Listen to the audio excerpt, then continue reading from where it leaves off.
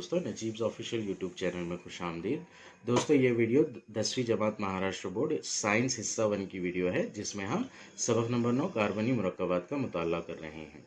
ये video chapter की 4th video है, जिसमें हम कार्बनी मुरक्कबात को नाम कैसे दिए जाते हैं इस बारे में देखेंगे। पिछली वीडियो में हमने हम तरकीब सिलसिला इस टॉपिक को डिटेल में डिस्कस किया था। ध्यान रहे, ये वीडियो रिड्यूस सिलेबस के हिसाब से वीडियो है, जो कि तालीमी साल 2020-2021 के लिए ही एप्लीकेबल है। आइए वीडियो की शुरुआत करते हैं। कार्बनी मुरक्कबात में कार्बनी मुरक्कबात का तरीक़े तस्मिया यानी कि नाम रखने का तरीक़ा। अब दो तरीक़े हैं, एक है नाम रखने का आम तरीक़ा और एक आयुपेक तरीक़ा। नाम रखने का आम तरीक़ा ये पुराना तरीक़ा है, पहले वो दिया गया है, हमें पढ़ लेते हैं इसके बारे में। हमने देखा है कि आज तक लाखों कार्बनी मुरक्कबात मालूम किए जा चुके हैं। इब्तिदाई ज़माने में मालूम कार्बनी मुरक्कबात की तादाद कम थी। इस वक्त साइंसदानों ने उनके नाम मुख्तलिफ तरह से रखे थे। इन नामों को अब आम नाम कहते हैं, मसलन methane, ethane, propane, butane. Methane की अल्केन की हम तरकीब सिलसिला हमने देखा है, जिसपे स्टार्टिंग के 4 मेंबर जो है वो मीथेन, इथेन, प्रोपेन और ब्यूटेन है। यहाँ पर क्या बोला जा रहा है, जो साइंसदानों ने पहले नाम रखे थे उन्हें अब आज के ज़माने में आम नाम कहते हैं। मीथेन, इथेन, प्रोपेन, ब्यूटेन, इन 4 अल्केन के नामों का आगाज़ मुख्तलिफ है। आगाज़ जो मतलब स्टार्टिंग के हुरूफ वो मुख्तलिफ है। इसके बाद अल्केन के नाम उनमें मौजूद कार्बन की तादाद के मुताबिक दिए गए हैं। तो मीथेन, इथेन, प्रोपेन और ब्यूटेन तक जो नाम है वो स्टार्टिंग में चेंजेस करके दिए गए हैं, लेकिन इसके बाद के जो है वो कार्बन की तादाद के हिसाब से नाम दिए गए हैं। C4H10 सालमी ज़ाब्ते के लिए रास्त जंजीर और शाखदार जंजीर वाले दो हम अंसरियत आइसोमर वाले मुरक्कबात के साख्ती ज़ाब्ते मुमकिन हैं। नाउ प्रोपेन तक मामला क्या होता है कि एक टाइप के ही मुरक्कब बनते हैं, लेकिन ब्यूटेन से इस तरह से होता है कि सालमी ज़ाब्ता तो एक होता है, लेकिन चेन अलग होने की वजह से स्ट्रेट चेन या फिर ब्रांच चेन, राज जंजीर या शाखदार जंजीर होने की वजह से दो अलग अलग टाइप के मुरक्कबात बनते हैं। इसे ही हम अंसरियत यानी कि आइसोमेरिज्म कहते हैं, जो कि हमने डिटेल में देखी है। तो इस तरह से दो कंपाउंड तैयार होते हैं, तो दोनों के अलग अलग नाम देते हैं। जिसमें स्ट्रेट चेन होगा उसे नॉर्मल ब्यूटेन कहेंगे, शॉर्ट फॉर्म में एन ब्यूटेन कहा जाता है उसे, और जिसमें ब्रांच चेन होगा उसे आइसोब्यूटेन कहेंगे, आई ब्यूटेन, इस तरह से शॉर्ट फॉर्म में उसका नाम लिखा जाता है। इस तरह दो नाम देकर उनके दरमियान फ़र्क और ताल्लुक को जाहिर किया गया है।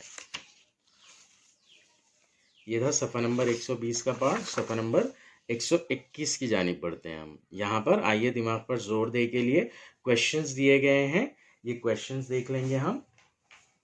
पहला क्वेश्चन है, C5H12 सालमी ज़ाब्ते वाले 3 साख्ती ज़ाब्ते बनाइए।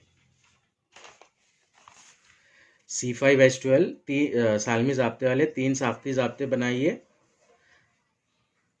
इस तरह से ये पहला ज़ाब्ता बनेगा, जिसके अंदर पूरी स्ट्रेट चेन रहेगी। दूसरा साख्ती ज़ाब्ता बनेगा इस तरह से, जिसमें 4 कार्बन स्ट्रेट चेन में रहेंगे और 1 कार्बन ब्रांच में आ जाएगा। तीसरा जो मुमकिन इसका साख्ती ज़ाब्ता है वो कुछ इस तरह से होगा, जिसमें 3 कार्बन की स्ट्रेट चेन होगी, बाकी के जो 2 कार्बन रहेंगे वो ऊपर की साइड में 1 आ जाएगा और नीचे की साइड में 1 आ जाएगा। मस्कुरा वाला 3 साख्ती ज़ाब्तों को एन पेंटेन, आई पेंटेन और नियो पेंटेन नाम दीजिए। हमें क्या करना है, इन्हें एन पेंटेन, आई पेंटेन और नियो पेंटेन का नाम देना है।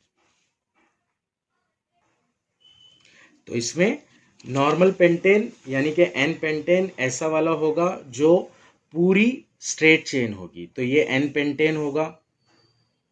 फिर आई पेंटेन यानी कि ऐसा वाला कार्बन जिसमें एक चेन निकलेगी, एक ब्रांच बनेगी, तो ये आई पेंटेन होगा। और फिर नियोपेंटेन में इस तरह से ये वाला जो बाकी वाला जो लास्ट वाला जो बचेगा वो नियोपेंटेन होगा। ये था दूसरा सवाल उसका। तीसरा सवाल, C6H14 सालमी ज़ाब्ते वाले तमाम मुमकिना साख्ती ज़ाब्ते बताइए। इन तमाम हम अंसरों को नाम दीजिए। नाम देने के दौरान कौन सी मुश्किलात पेश आई, ये हमसे पूछा गया है। तो C6H14 का सबसे पहला नॉर्मल वाला स्ट्रेट चेन वाला, फिर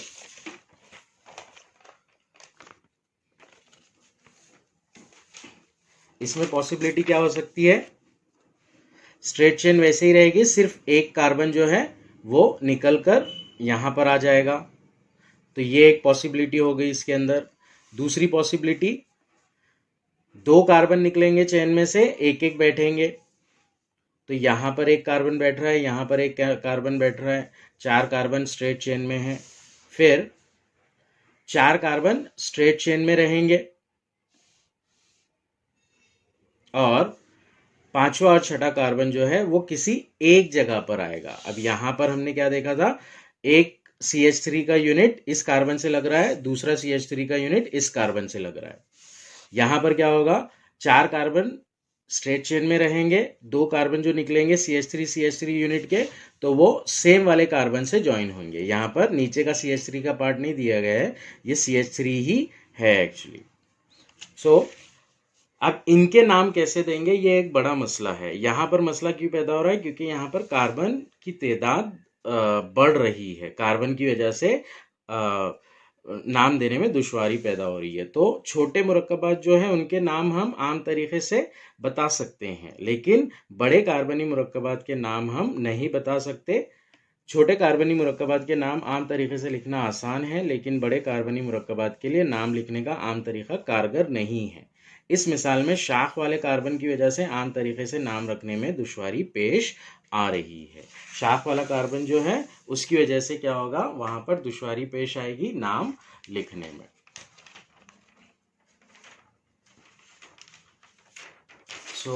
ये था हमारा आम तरीके का पार्ट। आम तरीका कारगर नहीं है, सिर्फ छोटे कार्बनी मुरक्कबात के लिए ही इस्तेमाल हो सकता है, वो बड़े कार्बनी मुरक्कबात के लिए इस्तेमाल नहीं हो सकता।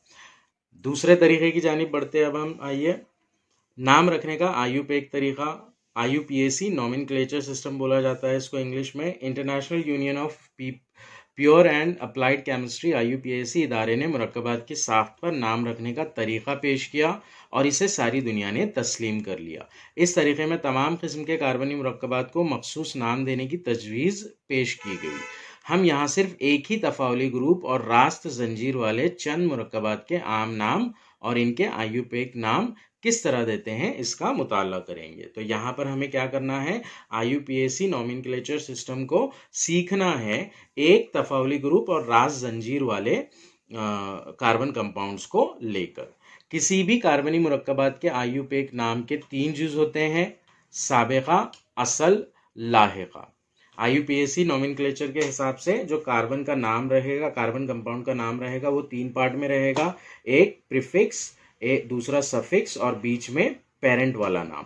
साबिका, असल, लाहिका। साबिका यानी कि पहले आने वाली चीज, लाहिका यानी कि बाद में आने वाली चीज। मुरक्कब को IUPAC नाम देते वक्त इस मुरक्कब के असल अल्केन के नाम को बुनियाद के तौर पर लेते हैं। असल अल्केन को जो है वो बुनियाद के तौर पर लेते हैं। मुरक्कब में सबसे पहले ये देखते हैं कि कितने कार्बन हैं। अगर 3 कार्बन होंगे तो वो प्रोपेन होगा, तो प्रोपेन को बुनियादी नाम के तौर पर यहाँ पर लिया जाता है। असल अल्केन के नाम को मुनासिब साबिका और लाहिका जोड़कर मुरक्कब को नाम देते हैं और फिर क्या करते हैं, इसको चेन्स वगैरह के हिसाब से साबिका लगाते हैं, लाहिका लगाते हैं और उसका नाम फाइनलाइज करते हैं। इसके 3 मरहले हैं, आइए देखते हैं हम तीनों मरहले कैसे होंगे। पहला मरहला है रास जंजीरी मुरक्कब का साख्ती ज़ाब्ता लिखकर कार्बन जौहरों की तादाद मालूम करना।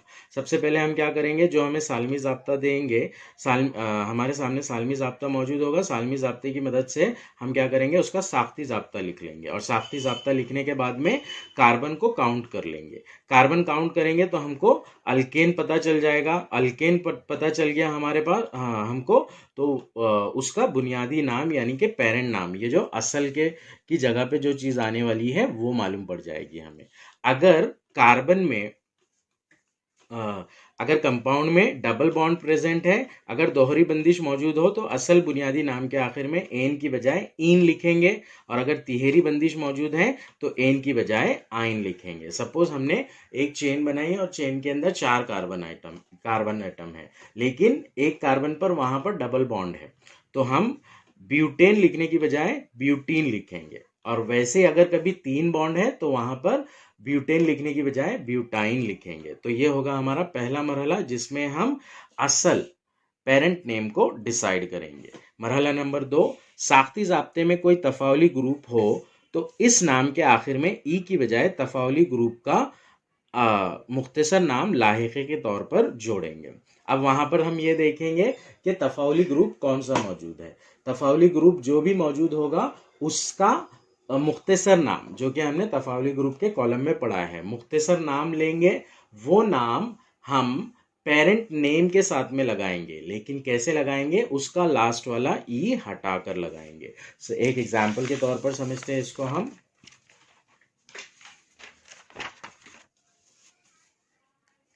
सपोज हमारे पास है ये वाला कंपाउंड, कार्बन जौहरों की तादाद को गिनेंगे, 3 है तो ये होगा प्रोपेन। अब इसमें क्या करना है, हमें देखना है कि कोई तफावली ग्रुप है क्या। जी हाँ, ये अल्कोहल का तफावली ग्रुप है जिसका मुख्तसर नाम OL है। तो यहां से क्या करेंगे, हम ई को हटाएंगे और इसे करेंगे प्रोपेनॉल। इस तरह से सेकेंड स्टेप होगा हमारा।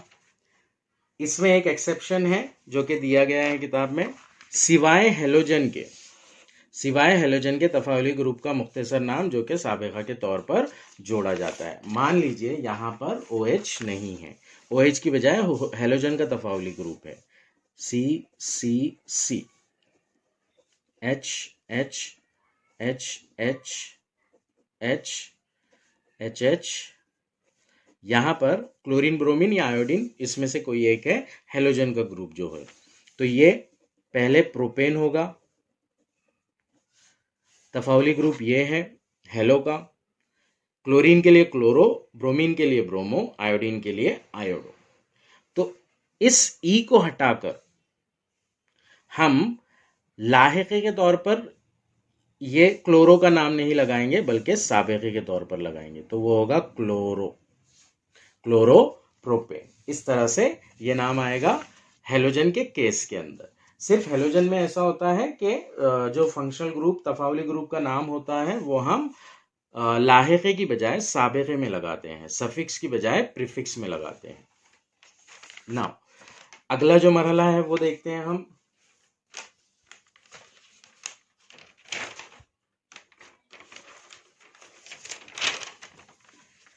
कार्बनी जंजीर में CH या COOH ना हो तो कार्बन जौहरों को एक सिरे से दूसरे सिरे तक नंबर देना। अब कार्बन जौहर में CHO या COOH ग्रुप नहीं है, ये दोनों ग्रुप कौन से हैं,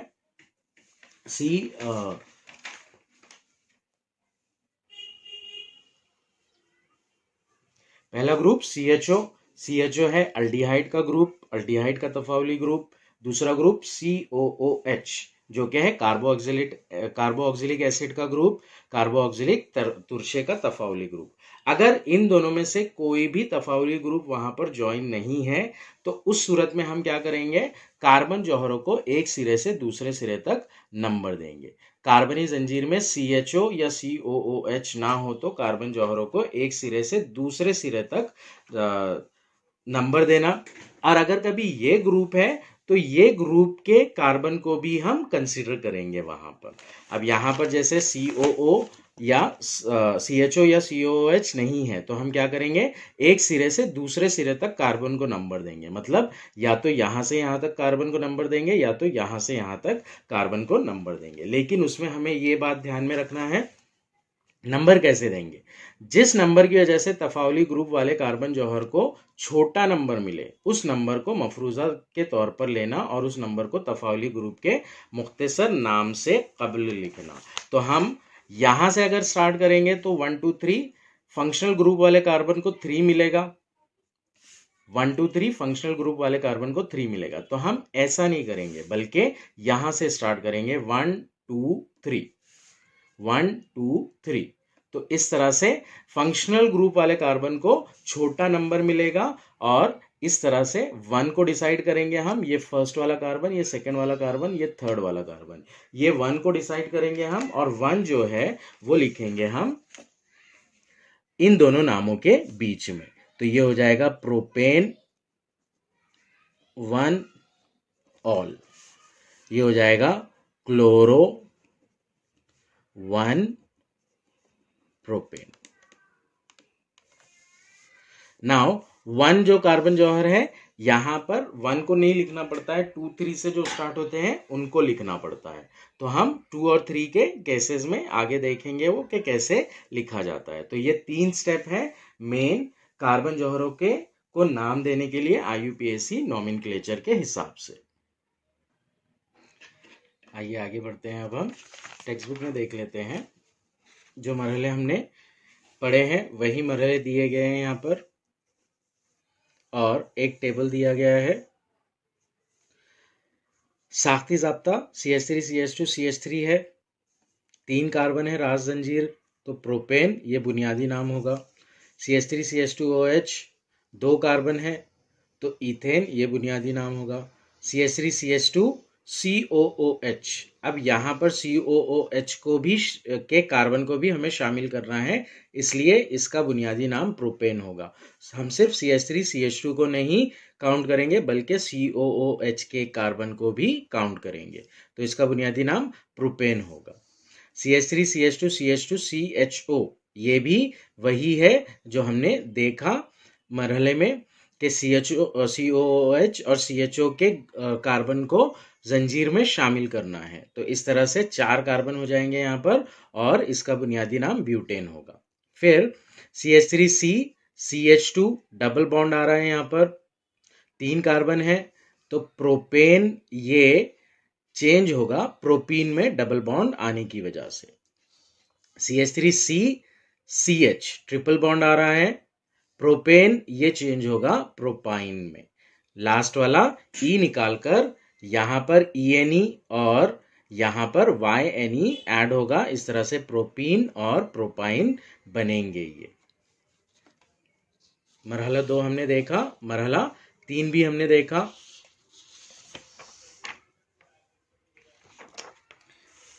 आगे बढ़ते हैं अब हम। CH2 CH2OH तफावली ग्रुप, ये खाका मुकम्मिल कीजिए का सवाल है। CH3 CH2OH OH का तफावली ग्रुप है, यहाँ पर बुनियादी नाम 2 कार्बन जौहरों की बुनियाद पर इथेन होगा। लाहिका इसमें ऑल का लगेगा, OL। यहाँ पर 2 ही कार्बन है इसलिए साबिक़े की जरूरत नहीं होगी, इसलिए ये जो ब्लॉक है वो से खाली छोड़ा गया है। नेक्स्ट CH3 CH2 Cl है, Cl यानी कि क्लोरो का तफावली ग्रुप है, यहाँ पर 2 कार्बन होने की वजह से इथेन है। इथेन के अंदर क्लोरीन का एक ग्रुप ऐड हो रहा है, हाइड्रोजन निकलकर हेलोजन के ग्रुप का जो नाम होता है वो पहले दिया जाता है, इसे इथेन क्लोरो नहीं बल्कि क्लोरो इथेन बोलेंगे। तो इस तरह से इसका असल साबिका आएगा क्लोरो इथेन। उसी तरह से ब्रोमो भी हेलो का ही ग्रुप है तो ये ब्रोमो इथेन बनेगा। नेक्स्ट CH3 CH2 CHO, अब ये CHO का ग्रुप है तो हमें इस कार्बन को भी कंसिडर करना पड़ेगा। तो टोटल 3 कार्बन होंगे। तो असल बुनियादी नाम होगा प्रोपेन। प्रोपेन के अंदर OH का ग्रुप यानी कि अल्कोहल का ग्रुप है, जिसका मुख्तसर नाम CHO का ग्रुप है ये, जो कि अल्डिहाइड का ग्रुप है, जिसमें मुख्तसर नाम AL है। याद रखिए, अल्कोहल में OL होता है और अल्डिहाइड में AL होता है। तो ये प्रोपेनाल बनेगा, प्रोपेनॉल। CH3 COH का ग्रुप है, तो ये हमें ऐड करना है 2 कार्बन, यानी कि इथेन बुनियादी नाम होगा। COH कार्बोक्सिलिक एसिड है, तो ओइक एसिड इसका मुख्तसर नाम है। इसे हम कहाँ पर ऐड करेंगे? लाहिके में, यानी कि इथेन के ई को हटाकर ओइक एसिड लगाएंगे, तो इथेनोइक एसिड इस तरह से बन जाएगा वो। CH3NH2 अमाइन का ग्रुप ऐड है। अमाइन का ग्रुप NH2। मीथेन एक ही कार्बन है, मीथेन में से ई निकालेंगे और अमाइन लगाएंगे हम लाहिके के तौर पर, तो ये हो जाएगा मीथेन अमाइन। नेक्स्ट, यहां पर खाली जगह दी गई है प्रोपेन, यानी कि 3 कार्बन होंगे और उससे CO का ग्रुप ज्वाइन होगा। CO यानी कि एसीटोन का कीटोन का ग्रुप ज्वाइन होगा। कीटोन का ग्रुप, इसका मुख्तसर नाम है ONE।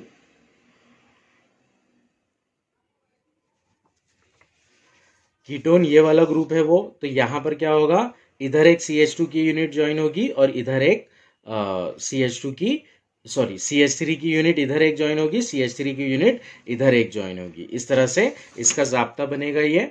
और नाम जो होगा वो प्रोपेन में से ई हटा के ONE, जो कि मुख्तसर नाम है CO कीटोन ग्रुप का, वो ऐड होगा और प्रोपेनॉन नाम बनेगा फाइनल।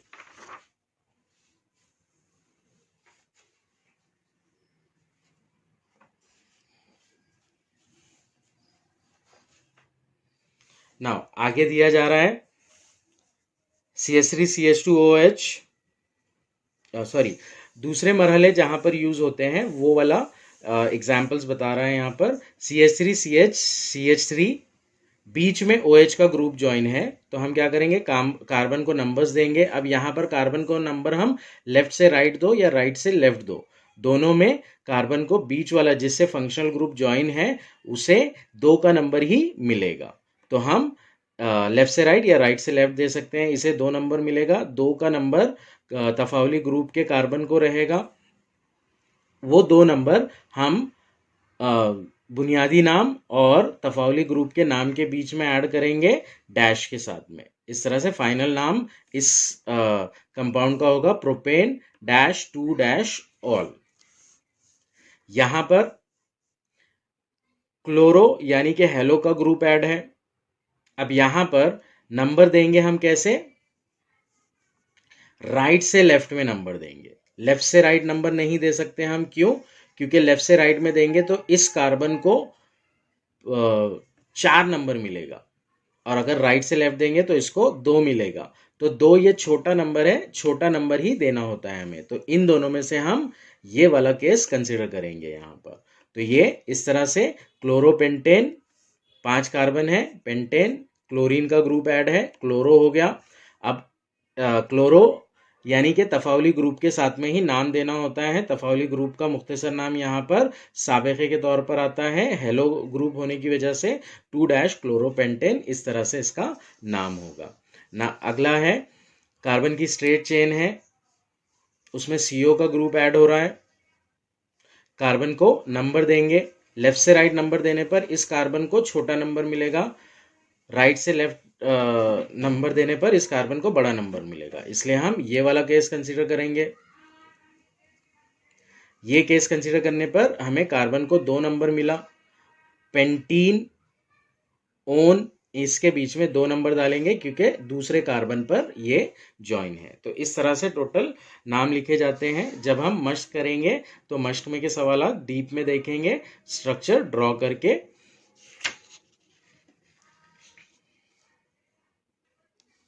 अगला जो है वो खाका मुकम्मिल कीजिए, दिया हुआ है जदवल 9.21 का। कार्बनी मुरक्कबात के आम नाम और साख्ती ज़ाब्ते दिए हुए हैं, इनके IUPAC नाम तीसरे सुतून में लिखिए और खाका मुकम्मिल कीजिए। जदवल 9.21।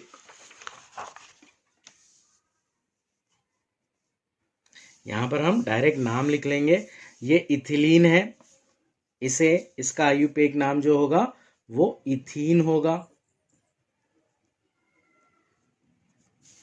एसिटिलीन, इसका IUPAC नाम इथाइन होगा। एसिडिक एसिड CH3COH, इसका IUPAC नाम इथेनोइक एसिड होगा।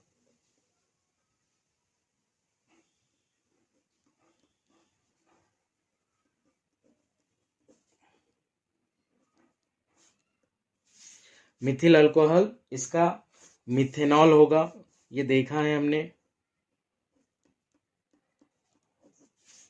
Ethyl alcohol ethanol.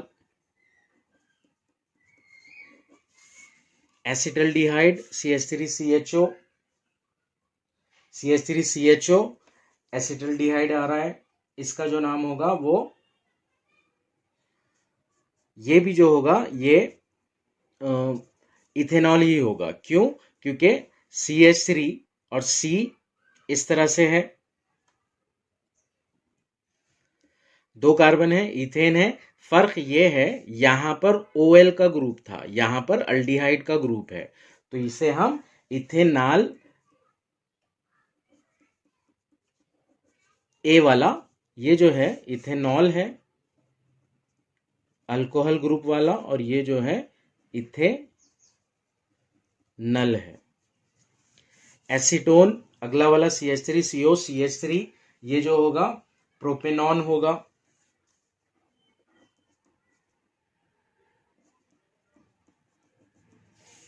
Ethyl Mithil ketone CH3CO CH2 CH3, ये जो होगा ये ब्यूटेनॉन होगा। स्ट्रेट चेन आ रही है।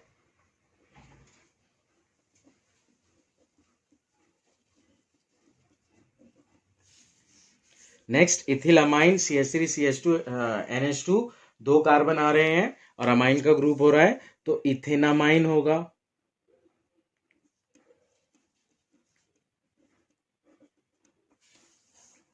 N propyl chloride CH3CH CH3Cl, 3 carbon आ रहे हैं और एक Cl का ग्रुप ज्वाइन है, तो ये क्लोरोप्रोपेन होगा 1 नंबर के कार्बन के साथ में। तो इस तरह से 1 क्लोरोप्रोपेन।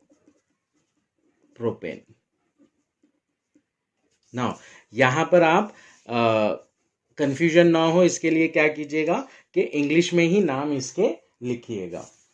ये है इथीन, फिर ethyne, next ethanoic acid, ethanoic acid, next methanol है,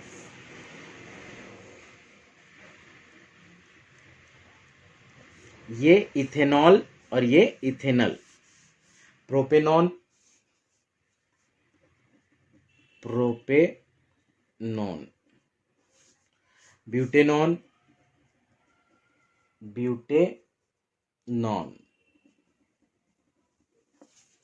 इथेनामाइन,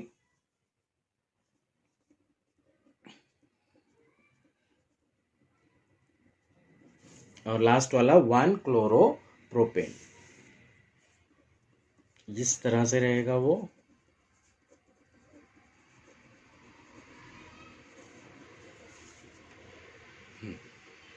तो इस तरह से नाम आएगा इसका।